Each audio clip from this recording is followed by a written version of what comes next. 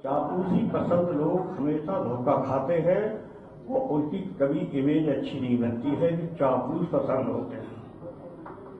और सीधी बात है कि आज चल रहा आजम साहब, चापलूसी का जमाना आपकी सरकार में ज्यादा है।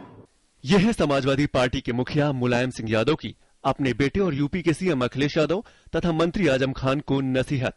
लखनऊ में कार्यक्रम में एसपी सुप्रीमो मुलायम सिंह अखिलेश यादव और आजम खान के साथ मौजूद थे। यूपी सरकार के कामकाज पर उंगली उठाते हुए मुलायम ने अखिलेश सरकार से कहा कि वो अपने मंत्रियों के कामकाज को 10 दिन में दुरुस्त करें। अभी तक मैंने मंत्रियों की समीक्षा नहीं की, लेकिन जानकारी सब है। तो आज मैं कह दे रहा हूँ 10 दिन में 8 दिन में अपना जहाँ कमी हो सुधार लेना और उत्तर प्रदेश के विकास में जुड़ जाना।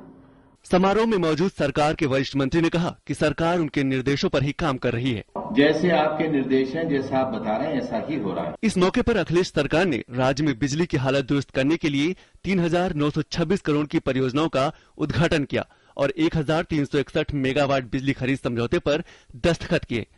चुनाव आचार संहिता लागू होने से पहले राज्य सरकार ने इन परियोजनाओं को शुरू कर दिया है ताकि जनता को संदेश दिया जा सके।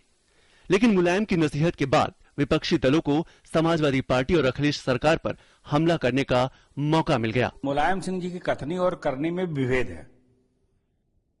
अभी जो रैलियां हो रही है समाजवादी पार्टी की, उनमें सरकार के विकास के कसीदे नहीं पढ़ते मुलायम सिंह यादव। आज ये कह रहे हैं कि मंत्री कितना काम कर रहे हैं, हम जानते हैं। जब मंत्री काम ही नहीं कर रहे हैं तो विकास कहां से हो रहा है?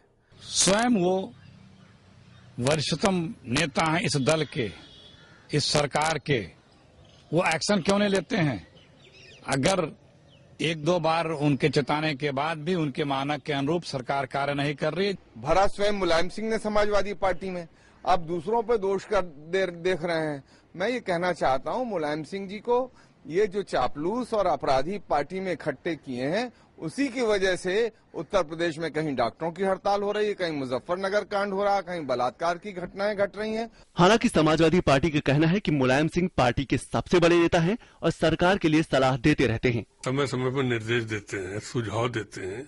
अगर कहीं गलत लगता तो वो बात कहते हैं। कम से कम एक ऐसी डेमोक्रेटिक पार्टी है जिसमें हमारा मुखिया खुल के तो कहता है, और दलों में तो बंद कमरे में सब बातें होती हैं।